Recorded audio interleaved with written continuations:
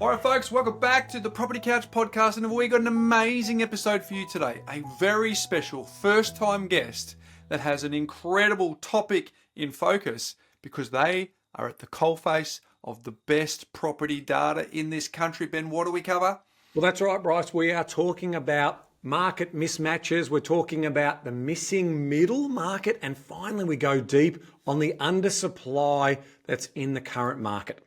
Missing middle, deep in the undersupply. We've got everything, folks. Let's rip into the show.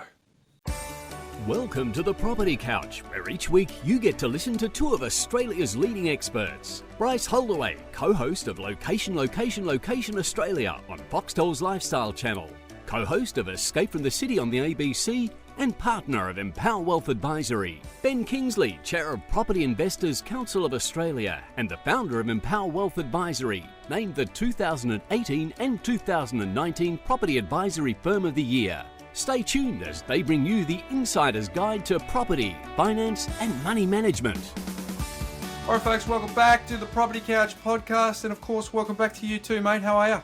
Mate, I'm well. How are you? I'm doing pretty good, thanks. I'm excited about today. We've got an incredible guest. We have. Just someone who's at the coalface of some of the very best data in this country when it comes to property, and our audience gets to digest that and hear some insights, which is really, really cool. But before we get there, Ben, I'm really excited. I announced it last week that we're going to have a link to see if people who want to support the event that I'm doing in May to celebrate my 50th birthday, Ben.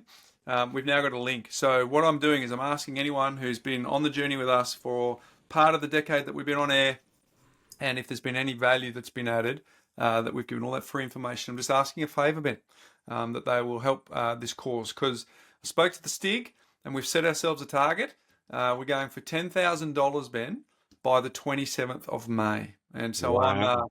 I'm doing an outreach to our audience to see if they will help me as part of my 50th birthday celebration, reach that $10,000, because that will impact a huge amount of people that will be able to get their eyesight back. So the link, Ben, is thepropertycouch.com.au / it's pretty sophisticated, you ready? / donation. Ooh, simple. Pretty simple. So no excuses. No excuses. Propertycouch.com.au / donation, folks. So I'm turning 50. If you've got $50, that'd be great. But like I said last week, if you can't afford that and you've got $5, that'd be wonderful. But trying to get people who have had some value added over the journey, Ben, to donate $50, and I would be forever grateful. And I promise you and I will do our very best to bring back to our audience everything that happens in that amazing experience, so that we can share that with as many people as we can. Absolutely. In What's Making Property News, Ben, you're going to talk about... hang around till the end. We've got a little bit of information on the budget and obviously on the property side. So we'll just touch on a couple of those points. But what we're going to do is we'll make sure we do a deeper dive once we see the policies from both sides. I think that's important. Obviously, property is going to be a significant election discussion and debate. So we want to make sure that we're getting all of that particular information together. Yeah, we say, Ben, it might even influence votes. It might even influence votes. Obviously, budget was last week, but we'll start to get more and more information as the election takes shape. And so we'll have a look at that as well. Hey, and just before we move on, the Moorr platform, just a reminder for those people. I said it a couple of weeks ago that the insights for both assets and borrowings on the mobile app, they're now good to go. So check them out. So if you've got all the history, so you can see your mortgage coming down, or you can see your interest offset, or you can see your asset values going up, also on the mobile as well. Oh, I love it, Ben. Thank you for that. And the last thing before we get on to the show proper today, Ben, is you and I have been super excited about our book. Our wonderful, talented Artie will put it up on the screen right now. You'll see the cover. We cannot wait to get it out into the marketplace, but we want our audience to get access to it first.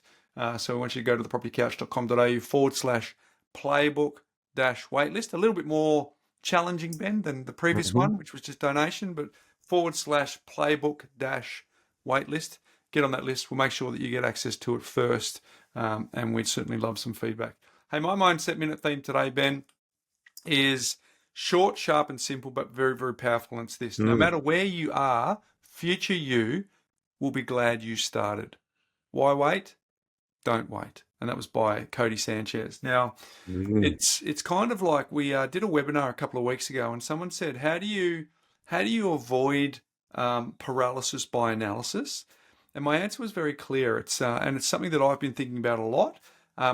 Whenever you try something new, you got to have the paradigm or the frame that you grow into it. You don't go into it, because what can happen is a lot of people can go, if I'm going to go into it, I need to know everything.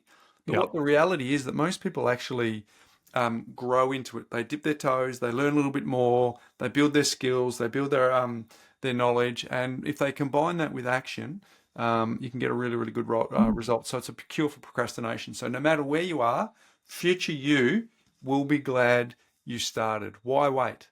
Don't wait. So it's kind of a message to our audience, Ben, who are in the habit of consuming our information, but have just sort of danced on the edge of taking action. Just, they tune in each week, but they're not quite stepping over the line. I'm speaking specifically to you folks. Why wait? Don't wait. Your future you will thank you for it. Hey, we had a wonderful conversation, Ben. We did. With an incredible professional who is at the peak of her powers, but is also at the coalface of some of the richest and most detailed, not only lag data, but lead data as well. Anne Flaherty, I probably didn't get that right, Ben. It's got an Irish descent. Flaherty, actually. Oh, I've totally butchered it. But we had a wonderful conversation. So let's cut to the conversation you and I recently had with Anne Flaherty. All right, Ben, we've got a very special guest today. We are chatting with Anne Flaherty, who's an economist at REA, where she examines the macroeconomic and demographic trends that shape Australia's residential and commercial property markets. Anne has worked in property economics for over a decade and regularly provides market commentary across the media, as well as writing a fortnightly column in The Australian. Welcome to the Property Couch, Anne. Thanks for having me today. Yay! Pleasure. We've been excited to have you on, and we're looking forward to chatting to you. But my opening question for you, Anne, is if we'd met you when you were 10 years old, would we have seen an economist in the making? I think to say that would be a bit of an understatement. I definitely grew up in a household where my parents were educating me from a very, very young age. I think at 10 years old, I could definitely explain concepts like negative gearing, depreciation, compound interest. They were very switched on. Wow. So this is amazing. I just love it. I absolutely love it. Tell us more, like 10 years old, because clearly we'd love to know the backstory around what conversations you're having over the dinner table. You've given us an entree. So at 10 years old, they were really talking to you about negative gearing.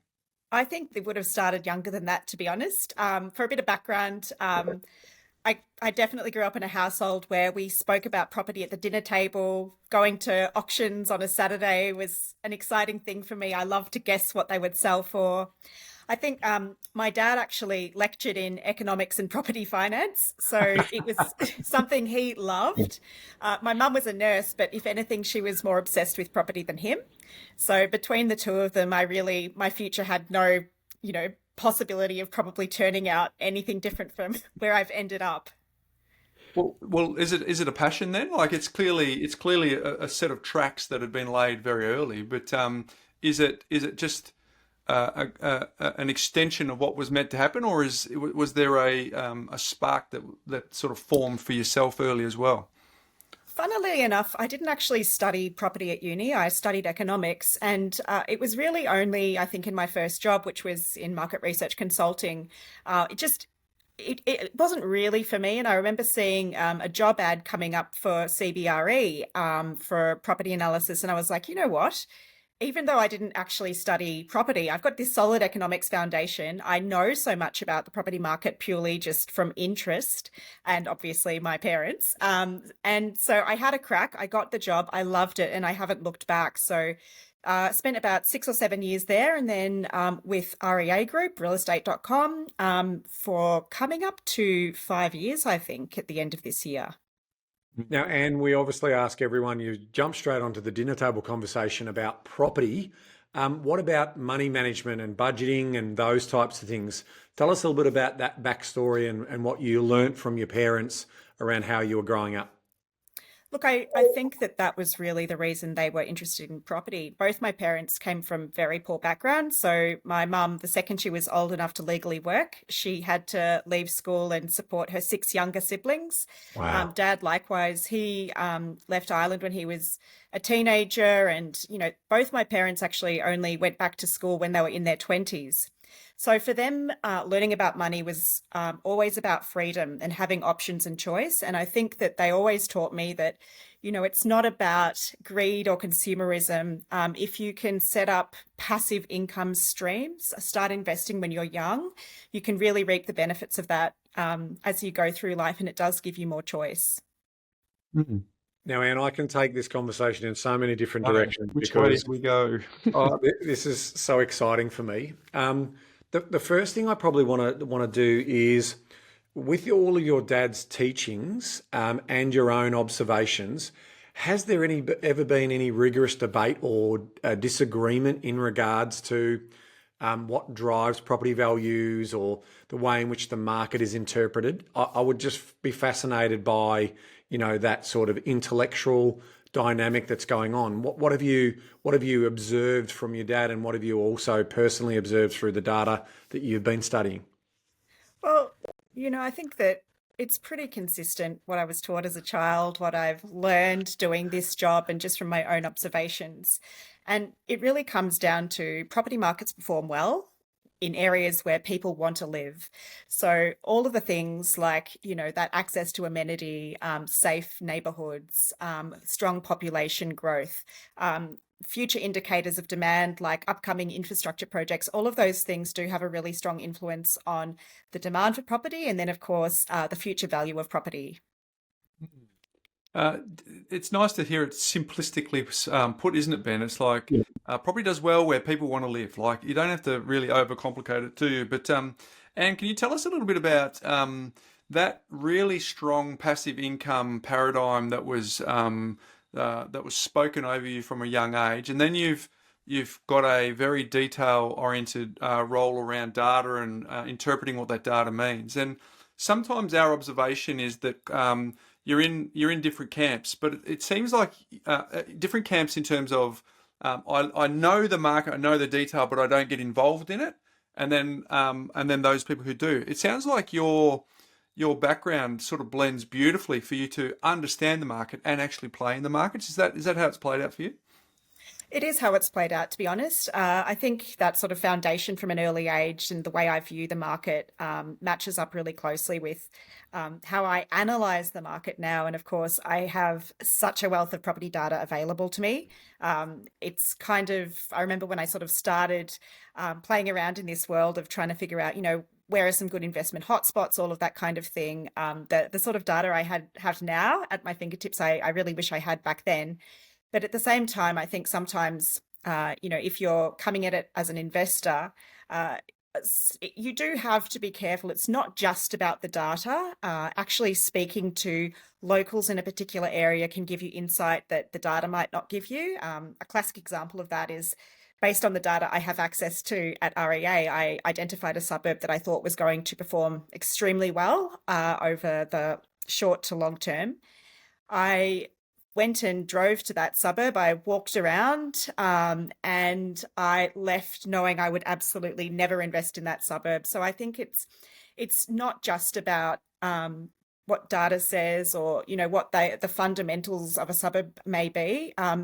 Even things looking at like maps of climate change impact in the future, crime rates, just going and being in an area. I think even just calling buyers advocates to see what they think about a particular area. They may have intel that, east of this road is where you want to buy, west is a no-go, all of that kind of thing you can't really capture specifically in data. So there's a lot more that goes into it, I think, than just pure dry analysis. Can you lift the veil on that for our listeners? So you've felt a really strong pull towards a suburb, and then you actually did the steps in the suburb. Where was the before and after? Where was the disparity between the data and your actual lived experience of walking through it? It felt quite unsafe, and it was that even though I sort of felt unsafe and uncomfortable, and even it was a time of day when a lot of people should be out and about, and there weren't that many people out and around, and so it was almost like a vibe and instinct I had that, for prospective renters or prospective buyers in the future, if they came here, it's probably not an area that they would really want to live in. So I think that was for me. It's not always something that you can write down a list of XYZ why I wouldn't buy here, but you can kind of get a feeling for a suburb. And, then after being there made more sense to me why the surrounding suburbs had higher price points and this place was a bit more subdued. So it just goes to show there is a lot of science in property investing, but there's also an element of art that really comes from having lived experience and being able to interpret those two things, which is cool. So when you've got your first independent job, leaving from home, what did you do to get all of that, what your parents spoke over you, and then actually make sure that you managed your money well? Was there a budget? Did you blow it all early days? Did you somewhere in between? What did the first independence look like for you? Working very, very hard. I was fortunate that I was able to stay living at home while I was at my first job, so I was able to save a fair amount of my pay packet. But interestingly, after a few years, I was able to save a deposit to buy an investment property. I went to the bank and the bank said, look, your salary is too low.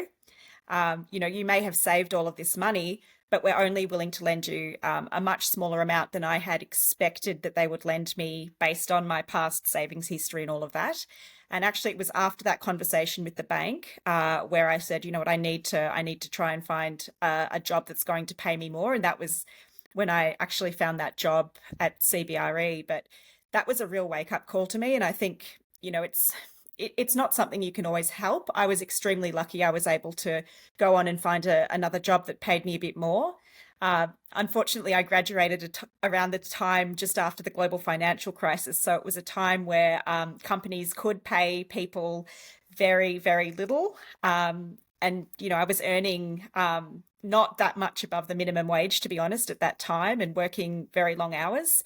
But I think, it really showed me that, either I have to get maybe another side job to increase my actual annual income for the bank to lend me more, or I'm going to have to find a different job. And I was lucky to get a different job. Now that set you up on your journey to, I'm assuming you became a rent investor first. Yes. And just also clarification on your parents. Did they practice what they preach as well? Were they active property investors in their own right? Yeah, they did invest in property. And, for them as well, it was a way of creating options for them. Yep. They were never on high salaries themselves, but they wanted to make the most of what they knew. My mum, she was a nurse, and nurses are actually very commonly invested in property. So it wasn't too much of a surprise that she was already going down that path before she met my dad. I think it's a nice reminder to everyone again about just, the decisions of your parents to invest in property was about financial security and choice and options. It wasn't about hoarding properties, No. or, building a multi-million-dollar property portfolio or anything like that. I think that's a timely message for anyone, and it's the message that Bryce and I want to share. I want to come back to this whole concept. We started off talking, Bryce and I have a framework around economic activity, human interest and human behaviour. And you touched on some of that sort of human interest and human behaviour, because broadly speaking, if there's no economic activity, there's no reason for people to arrive and stay in an area. So we understand that, obviously, and more people arriving in that area creates a greater, broader, flywheel of economic activity in that area. In terms of your opinion around human interest and human behaviour, so one of the ones you were talking about before, amenity, lifestyle, all of the infrastructure and so forth that's there. But there's also this other, sort of intangible, which is around the status, the prestige. That's one of the ways in which obviously we can show our success and our wealth. How much weighting do you put on that side of the equation, and compared to the basics, which is, it's got all of the infrastructure, the transport, the roads, and those types of things? That's a really, really interesting question. And I think that it varies in different aspects of the market. So I think there are certain suburbs, and just the name of the suburb carries prestige, such as Toorak in Melbourne, for example, which, on paper you might be able to find other suburbs that tick all the same boxes as Toorak, but just the name, people are probably willing to pay even a premium just to be in that suburb. I think we absolutely see different kinds of trends when we look at suburbs with a higher median price point. This is particularly the case in areas in Sydney, such as the eastern suburbs, where there's a lot of properties where, in some of these suburbs, the median is well above that $5 million mark, well above the 7 in some cases. And I think that in economics, it always goes beyond just basic supply and demand. We know that in some cases, people are willing to pay even more for something that's prestige, has a higher starting point. Yeah, it's the Veblen effect. It was the principle from the economic world in the sense that the status of owning or controlling something, they'll pay a premium for that. And the higher the price it goes, the more willing they are to pay. So it's really the inverse of the classic supply and demand curve that we see in economics. So it's because that's, I really love what you were talking before about with the data and then also the field research. So you got the fundamental analysis, and then effectively you got the practical or field analysis that you need to bring those two together. And I think that is a problem for some people who are completely data led until they get out into the marketplace and then effectively see, who's operating in that market, how they feel in that particular market is really important, because obviously we also talk about, the owner occupier is really the price maker and the investor should be the price taker in a lot of respects, because at the end of the day, they're buying emotionally and we should be buying practically as a return on investment. How much sort of thinking have you done around that sort of concept of the ultimate sustainable price growth and what's sort of driving that long-term land value over time? It is a question that we ponder, what is a sustainable rate of growth? And to be honest, or even, what is an equilibrium rate of vacancy, and all of these terms. And to be honest, I don't like them that much because it ignores the reality of, what is our population growth? How much housing supply do we have? Sometimes just the nature of the market where we're headed is really not consistent with these ideas we have about some particular number that we want to put on a particular market. I think, what we've seen over the past 5 years has been absolutely extraordinary in so many different ways. We had the third fastest episode of price growth across the country in decades because of those interest rate cuts that we saw in 2020. And then, of course, now we've seen that first interest rate cut, and suddenly we're seeing a real return of people just looking on the website. I think the day after the rate cut that we saw last month was the busiest day we've had on realestate.com.au in over 3 years. So, there's a lot that goes into how a suburb's going to perform. I think that, of course, as an investor, you want capital growth, but then I think as a human being living in Australia, you want a situation where there is enough housing to support people. I think for me, my biggest concern on a daily basis is around the fact that we're not building anywhere near enough homes. Now, from a purely investor perspective, you could say that's a good thing because the value of assets, housing assets, is going to grow. But then, of course, you can say, well, actually, this is also going to cause issues in our society as well. So it's a real, mix of things, and depending on your perspective, the market is very good right now, or it's presenting challenges. You just mentioned there a little bit of intel that you get from the data. As a property economist, are you at the peak lake of data? And I know you're going to put your REA hat on, they pay the bills, and say how great it is. But is it the network effect of the reach that REA has compared to, say, like Domain, who's quite strong in New South Wales, but not compared to the rest of the country? Is that rich data able, as an economist, are you sort of at the pinnacle spot for property? Because not only are you getting lag data, but you just mentioned some lead data there as well. Yes. So is it, what sort of insights are you getting just because you're at the coalface of clicks? Well, I think that what you mentioned, lead data, that's really what I find most engaging, because we can see what people are looking for today. We can look over the whole suite of product that we have on the website, how many people are searching for different kinds of properties. We can see where people are looking, and also, on realestate.com and Domain or whatever, we advertise the properties that are newly developed. So we advertise new development sites. So we can see how many new homes are upcoming as well, and what that product is. And what we're seeing at the moment, actually, that's quite fascinating, is a huge mismatch between the kinds of properties that are being developed in the market versus what people are looking to buy. It's particularly the case in the apartment market. And, going back to what you were mentioning earlier about long-term trends, over the long term, apartments have really pretty significantly underperformed houses for capital growth. But we're in an interesting period now where, because it's so expensive for developers to build new apartments, what they're doing is, so that their projects are profitable, they're building premium apartments. So over half our new developed apartment listings are valued at $1 million or above at the moment. But we know that the vast majority of people who are searching on realestate.com to buy an apartment are actually still looking at around that $400,000 level. So when we look at, Australian Bureau of Statistics data like dwelling approvals and all of that, I think it gives an overly positive indication of what upcoming supply is going to be, because unfortunately, we're not really delivering enough new housing at that more affordable end. And in terms of that online search interest spike that you saw after the rate cut, was that consistent across all capitals, or was there a certainly noticeable level in some markets over others? I actually haven't looked at that data by state. Okay. I would imagine that it would be universal, though.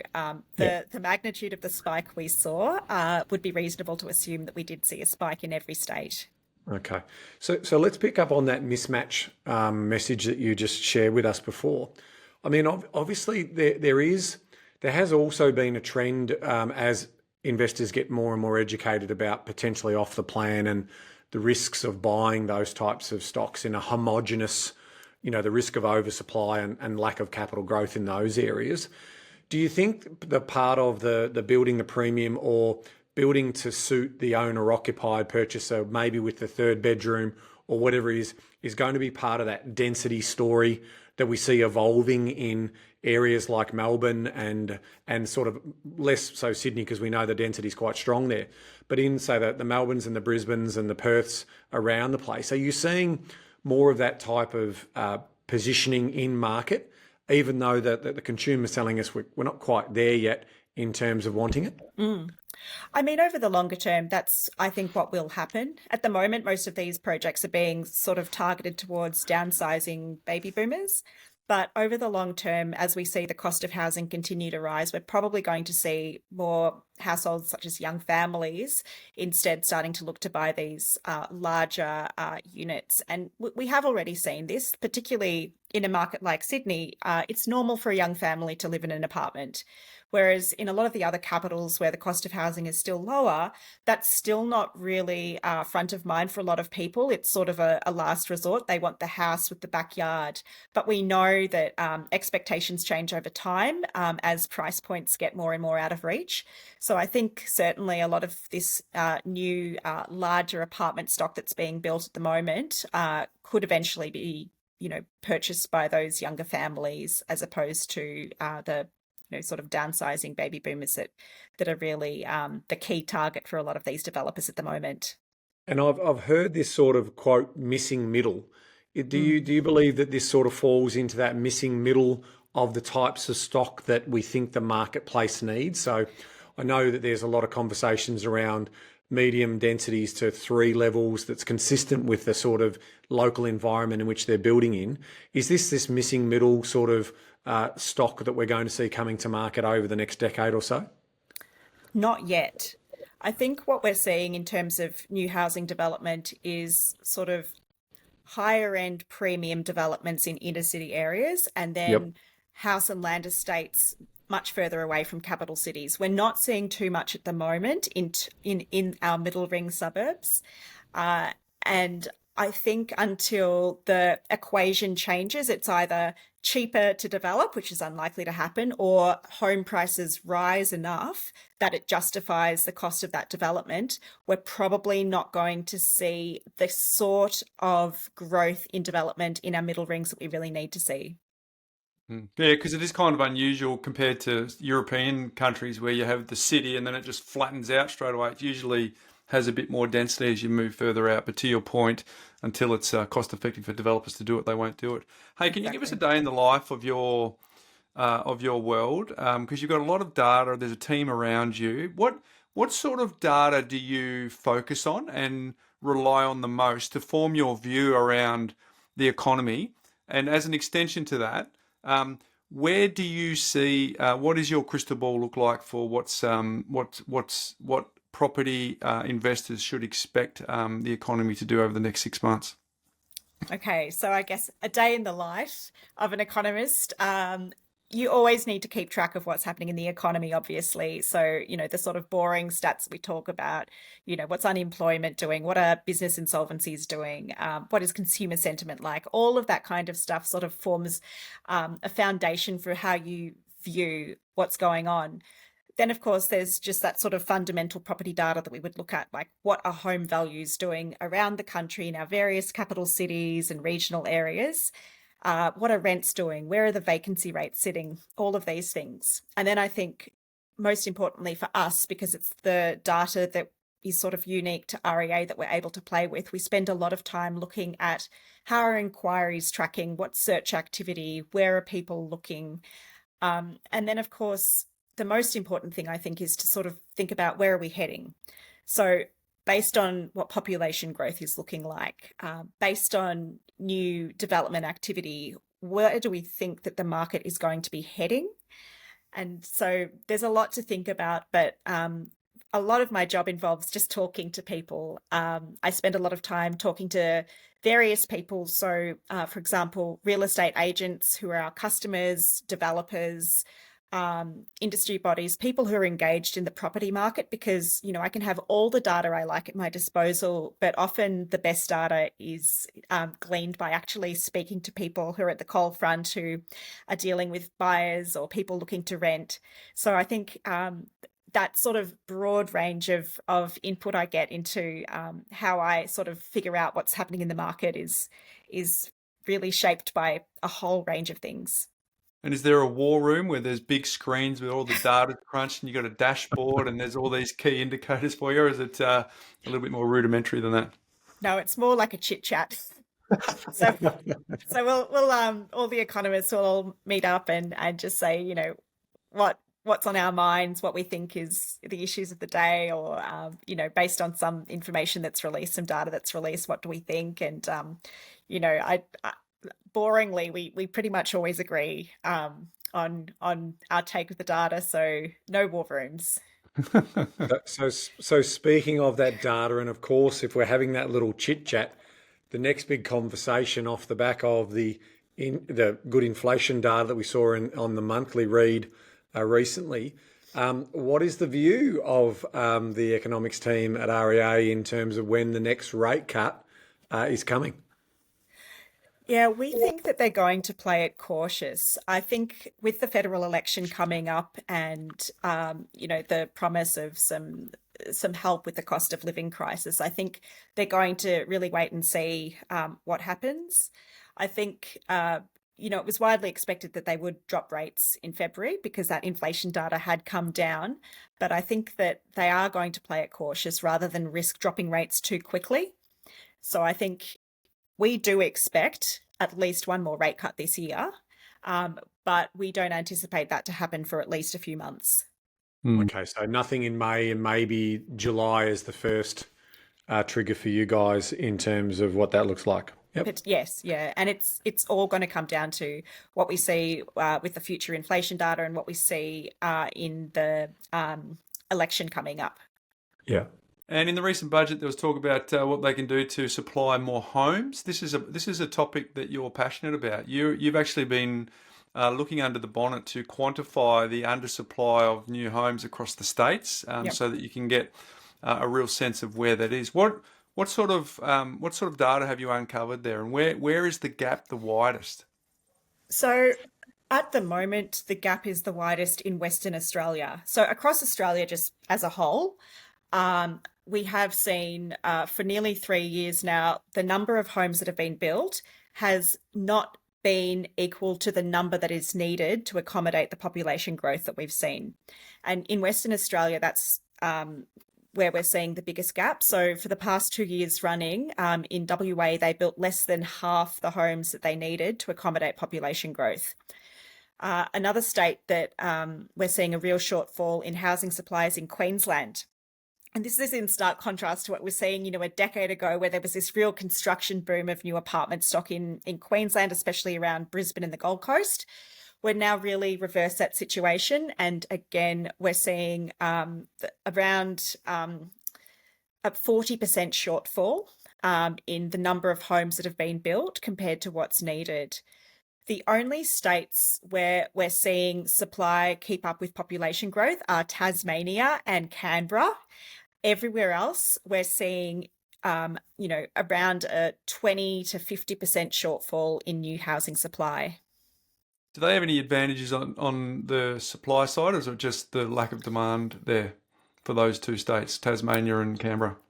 I think that in the case of Canberra and Tasmania, they've been relatively good at new supply. So if Tasmania is a very interesting case because historically it sees very slow population growth, but during the pandemic, when a lot of people were fleeing Victoria, it had a little boost to demand. We saw there was a period during the pandemic where Hobart was the fastest growing capital city for a while.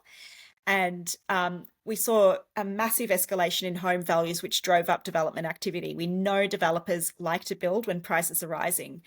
We're now sort of on the other side of that, where there have been significant additions to the housing supply, but that population growth has backed off again. And so I think that the kind of growth that we saw in Tasmania in terms of home values is unlikely to be repeated anytime soon, because we are seeing that supply maintain above the levels needed for the population growth. And I'm sure our community has taking notes in everything that you're saying right now. And they've certainly written down Western Australia, number 1, Queensland, number 2. Can you just fill out the rest of that order when it comes to that undersupply? Who was third? So New South Wales, last year there was a 26% shortfall. The year before that, it was about a 37% shortfall. Victoria has fared a little better in terms of supplying new housing. Last year, the shortfall was 18%. The year before that was about 33%. So another area where I think we're seeing a bit of a transition is South Australia. So previous year was 28% shortfall. Last year was only a 12% shortfall. And South Australia is a bit similar to Tasmania in that a lot of Victorians went there during the pandemic. Their population growth and the escalation in home values has driven a boost in housing supply, particularly across Greater Adelaide. But now we're starting to see, when we look at future indicators of supply, it looks like Adelaide is going to have a lot more homes built. And I think that's going to lead to a slowdown in growth in that city. Melbourne, on the other hand, has been by far the weakest performing city over the past 5 years. And I think we may this year start to see Melbourne's turnaround. Melbourne historically has been relatively better than the other capitals at supplying new housing. But we're now starting to see that dynamic shift where, really sluggish home price growth has driven down development activity. Population growth is back on. Melbourne is now, forecast to be the fastest growing capital city in Australia. It was the fastest growing city over the 10 years pre-COVID. A lot of the growth is driven by net overseas migration. And we know that in the first 5 to 7 years, new migrants are more likely to be renters than owner-occupiers. So over time, as a lot of these migrants transition to becoming buyers, again, that's going to really drive up demand for home values in Melbourne. And can I double click on that? Because I've been doing my own bit of research, because I noticed recently you released a report around some suburbs where rental prices are actually going backwards. Caulfield was a noted one for me, because some of the sort of analysis that I've been doing on this particular topic, whereas obviously you just talked about population movement, that's immigration, but it's also international students, which I want to come back for. We've obviously got, so these are the sort of top 5 reasons why the dynamic in the marketplace will change. So population movement, renters buying their own properties, and we know in Victoria, first home buyers are definitely back in vogue. Change in household formation, so the change of size in household formation, new supply coming to market, which is what you were talking before, and then an exodus of supply based on conditions. In our case, we've got a very stringent regulation around property investors and higher land taxes, and so we've seen around 26,000 properties leave the market.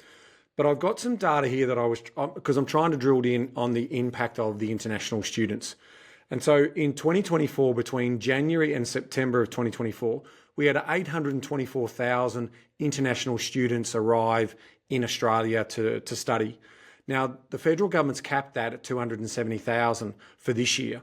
We've seen the University of Melbourne come out and say they've had an 18% fall in terms of the capacity that they're allowed to take, at a net loss of $50 million for the country. And we've got to also remember, this is a $50.5 billion industry for Australia. But if we're talking about what Melbourne received of that greater number of the 827,000, if I did some analysis on that, 30% of those international students come to Melbourne. And so, if we talk about what that was out of the 824,000, that's 247,000. If we're capped at 270,000, that's only 81,000. So we've got a net loss there of potentially 166,000 international students in the Melbourne market. Now, if I do a 2.3% household formation size analysis on that, that's about 72,000 less dwellings that we might need. Have you got any sense of that data that's hitting your side of the fence in terms of some of the analysis you have around that? Well, I think we have seen, certainly in some of these student suburbs, a softening in demand, particularly rental demand. I think, though, that even with the decrease in international students, it's going to take a while for that to trickle through, because of course students typically come to Australia for more than 1 year of study. Yes. They're often doing a 3 or 4 year degree. So the impact of the reduction in international student numbers, I think it's going to take longer to flow through. Okay. At the same time, we're still seeing population growth from other quarters. And in the case of Melbourne, it's not just international migration. No. Melbourne is now one of the most affordable cities to live in. We have the second lowest cost of rents, behind only Hobart. And the actual median home price in Melbourne is well under most other capital cities as well. So it's now lower than Adelaide and Brisbane and Sydney, and it's on track to be lower than Perth within a few months. And so that's going to drive more interstate migration into Melbourne as well. So I think, there's sort of this sweet spot now in Melbourne potentially where even though, of course, the property taxes and the compliance are a massive headache for a lot of investors, there's still a lot of value. And I think that for a longer term capital growth outlook, I think there's reasons to be quite optimistic. Couldn't agree more. Hey, so what has been the conclusion to your analysis of the undersupply? Because obviously one of the things for the Perth market is it's had a very steep increase. So people are wondering, has the run gone? But that particular economy is maturing. To your point, they've got the widest gap for undersupply, and they've got very, very strong incomes with an economy that's doing really well. So what are the conclusions that you would you reach from a property perspective, if we went around the grounds, for people listening to this, as to where they probably should consider putting their money? Yeah, I think Perth's an interesting one. We know it's a boom and bust city. When Perth is doing well, it does very, very well. But then on the other side of that, there's often, long periods where you might not see capital growth when things do a turnaround. And I think the classic example of that is when I first started doing this sort of work, it was just as the mining boom was really taking off. We saw all of these mining towns with surging property values, and a lot of people invested in Perth. And then on the other side of the mining boom, we saw prices decrease for years in a lot of suburbs.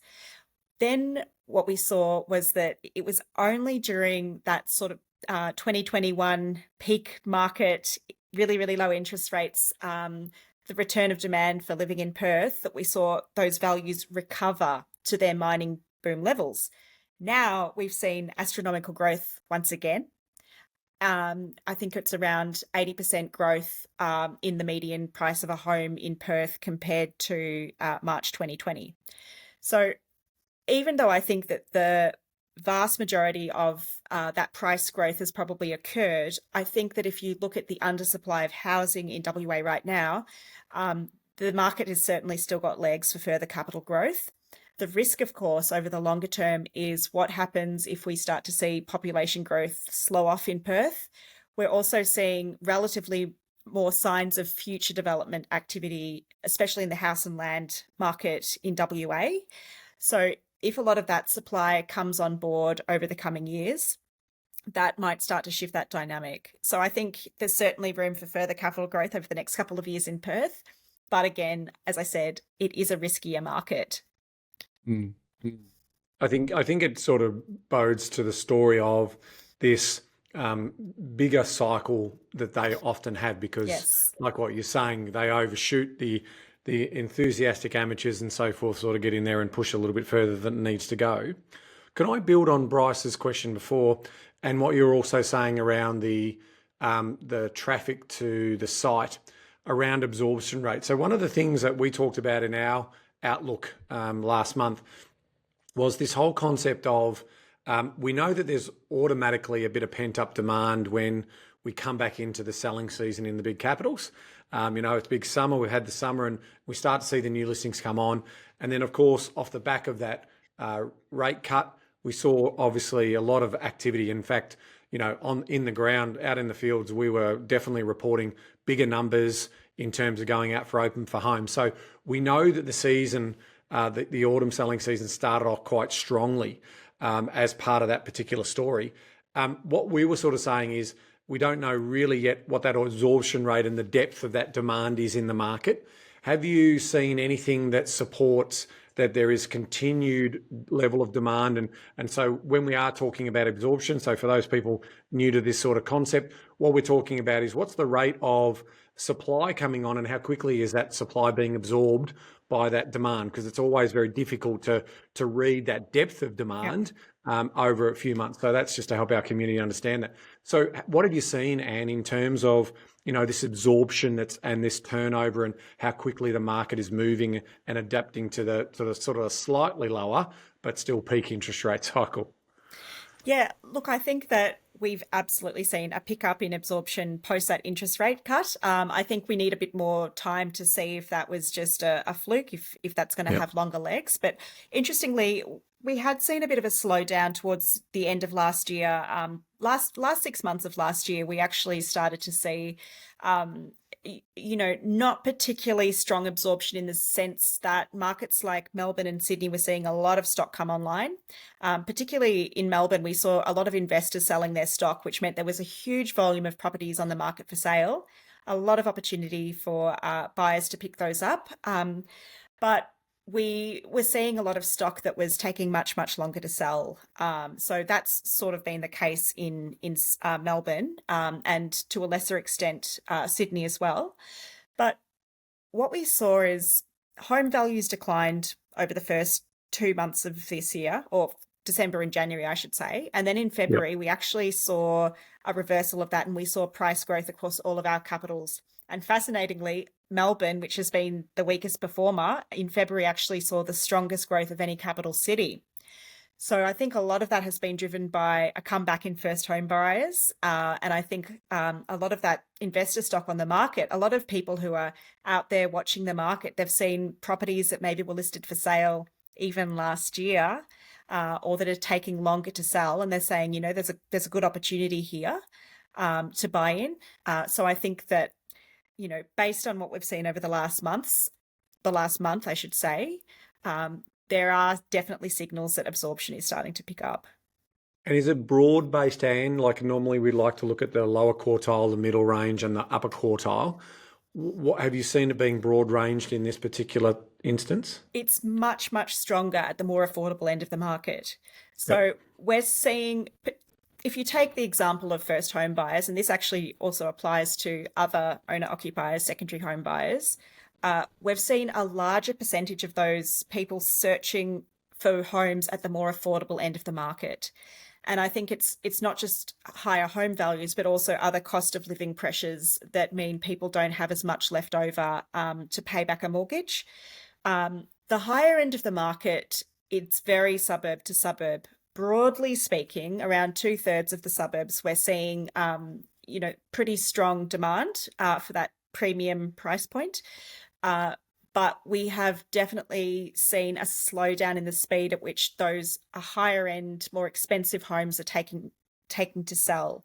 So the more affordable stock is tending to sell quite quickly. But the more expensive you go, we're seeing those properties take relatively longer to sell compared to the speed at which they were selling even a year ago.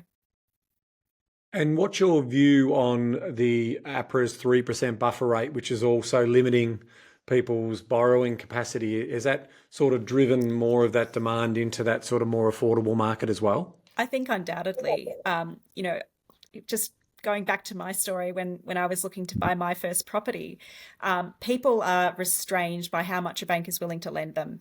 And so, we know that there are people who are capable of actually affording a certain level of repayment who aren't actually offered a loan of that size. And look, I'm all for making sure that people aren't offered mortgages beyond what they have the means of repaying. I think it's very important, but I think that there's definitely a gap there where people are facing barriers from entering the market when they actually could afford to do so.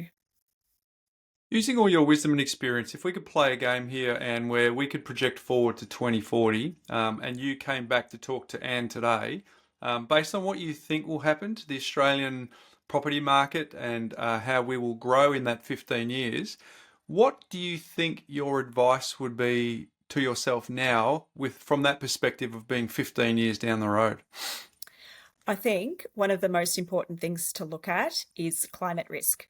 And we know that I think 1 in 25 suburbs, I think 1 in 25 properties in Australia is not insurable. And we know that to get a mortgage, you typically need insurance.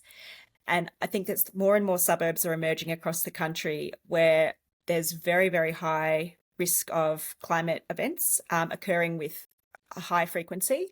So I think that a strategic investor needs to research climate risk in the suburbs that they're looking to buy in. So that's not just things like bushfire risk or flood risk. It's also things like wind risk. And the Climate Council have a really good free tool. If you just search, Climate Council risk map, it shows you a map of all the suburbs around Australia and the risk of various weather events. And I think that's, at the moment, it's something that we're starting to talk about. But more and more down the line, I think that those suburbs that are climate resilient are going to get a premium, and those that are not, that start to see those weather events repeat every few years, are going to see their values smashed. Okay, that's a nice, unique view. Now, let's flip that again, and let's say you had the wand now. We're talking back. You're back in 2025, and with the view to looking back to 2040. If you had one thing that you could do to wave your wand to wave over the property market system so that you could see it fulfill what it needs to fulfill in the next 15 years, what is that one thing that you might do? Make it easier to develop. I think, we definitely need more housing in this country. You can take a purely selfish perspective and say, we want a housing crisis because it pushes values up, but we can definitely have both. We can have sustainable growth and we can have enough homes to house Australians.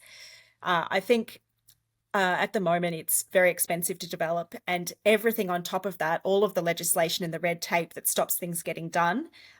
Even in a city like Sydney, it takes years longer for projects to get off the ground just because of all of this red tape. So it varies state by state. I think also easing restrictions around density in the middle rings. So I'm not talking about building massive high-rise apartment towers in our middle ring suburbs. I'm thinking about, increasing options for subdivision and things like that, that enable more homes to be built close to where people want to live. And I could talk to you all day. I love this stuff. You're amazing. My final question to you is, has anything surprised you in the first half of this year as you're starting out in terms of some of the data that you've seen that you didn't expect to see? Oh, that's a good question. Off the top of my head, I think I managed to predict most things we've seen over the first few months of this year. Good job, me. I think one of the surprising things that I have started to see is, over the last year, we've had a massive disconnect between the performance of our various capital cities around the country. Yes. So, I think we're still seeing that. But one of the surprising things I've seen is that we're really starting to see a bit of a comeback in terms of longer term supply. So over the coming years in places like Adelaide. But I think Melbourne, which I guess the thing that surprised me really was that we saw the strongest capital growth in Melbourne last month. The reason it's surprising is because, like I said, I'm very bullish on Melbourne. I think it's going to perform very well over the medium term. But it surprised me that we saw such strong growth there when we know that there had been so much stock on the market there and so much choice for buyers. So it might have been a monthly blip, time will tell, or it could be a sign that we're actually starting to see that turnaround. Nice call. Hey, Anne, it's been incredible to chat with you. I double down on what Ben just said. I think REA is lucky to have you. You've got this unique perspective that we've just been able to witness over the last 45 minutes or so, that you're clearly rooted in the data and the understanding of the numbers that drives the market. But from that backstory that we got from, the conversations you were having from a very young age, you've also got that investor paradigm, and you're in the market as well. So you're getting that divergence of two very powerful circles. So it's been wonderful chatting with you. I think our audience will have just eaten up everything that you had to say, and just the wonderfully articulate way that you were able to describe it. It's been a real joy for us. So on behalf of everyone here on the Property Couch, thanks for joining us today. Oh, thank you so much for having me. Yes, Sam, we're going to get you back on. We definitely want to get you back on later in the year to see if there's been any other trend changes that you're also seeing. So thank you very much. Hold me accountable to my trends and predictions. Well, we know you'll get them right though. So thanks again, Anne. Thank you. Thanks, Anne. There you go, Ben. That was a joy. We have lots of wonderful conversations on this podcast, let's be honest. But sometimes you look at the clock and you go, really? That time's gone already? And that's one of them. Yeah, I think I was fortunate enough to meet Anne at the end of last year, and we had a really nice conversation around markets and what's going on, and her content that she writes about and reports on and speaks to all around the country is really interesting, and certainly something that we're privileged in terms of being able to get access to. And so it's just really nice to be able to then share that to the community in terms of, getting all of these experts on, such as Anne, who does that type of work. So no, we're forever grateful for Anne, and hopefully she'll be a regular visitor on the couch going forward, because she does have some really great insights. Yeah, with insights like that, why wouldn't you? So thanks again, Anne. We appreciate that. Hey, my life, I've changed my name, Ben. Life by Design Hack. I've spent a lot of time. Did you pay someone for that bit of marketing? Just 4 months inside a book, Ben, where you and I have written lifestyle by design, not by chance, a million times. So I figured, so I've just expanded the name, nothing too groundbreaking, but it's just Life by Design Hack here. And today's Life by Design Hack is 2, not 3. 2, not 3. So let's cut to a little reel that I found that'll make that make more sense. So there's a story about a shoe salesman in Los Angeles in the 1950s. I can't remember his name, but he was a very successful entrepreneur who owned a whole bunch of women's shoe stores. Yeah. And a journalist asked him, "What's your secret?" And he said, 2, not 3. And they're like, What do you mean? He goes, if a woman comes into my store, I'll bring her a pair of shoes. She'll try them on. And she'll say, could I see that pair, please? And I'll bring her a second pair of shoes. And she said, could I also see that pair, please? And he'll say, which one would you like me to take away? Because what he found is when they had a choice of 3, they bought none. And when they had a choice of 2, they bought 1. And too much choice is overwhelming. But the constraint. And so what I've started doing in my life is I've added constraint, which is like I've got all these options on the table. Pick, I mean, it doesn't matter what it is. Yeah, right? no, I know what you mean. And what I'll start doing is I'll start pairing them off. I'll be like, okay, between these 2, okay, get rid of that one. Okay, between these 2, okay, get rid of that one. Between these 2, and the choices become really easy. And then I get to the final 2, I'm like, oh, it's obvious, it's that one. So Ben, what I really love about that is I actually did this when I was filming Location Australia, and Simon Sinek in that clip there obviously did a wonderful job of articulating it. But I remember at the time what I would do, because I spent most of my time as a buyer's agent with investment properties, but in that particular show I was doing it with emotional, practical, all those sorts of essential need conversations. And so I was always saying, narrow it down to 2. And then the next one comes along, they go, I'm confused. I'm always narrow it down to 2. So I just thought this is a wonderful life hack that I think we can universally adopt as couch community, where 2, not 3. And I love the last part of what Simon said. It was this. So what I've started doing in my life is that I've added constraint. And his constraint is obviously the 2, not the 3. So assume I have all these options on the table, and you remember how he said, oh, just whatever it is that you've got options on the table. And what I'll start doing is I'll start pairing them off. I'll be, okay, between these 2, I could get rid of that one. And then between these 2, I could get rid of that one. And then the choices become really easy. And then to get to the final 2, I'm like, it's obvious. It's that one. It's so simple and profound. And it's why it's today's Life by Design hack, Ben. It's today's Life by Design. So how can we apply that in our own world, folks?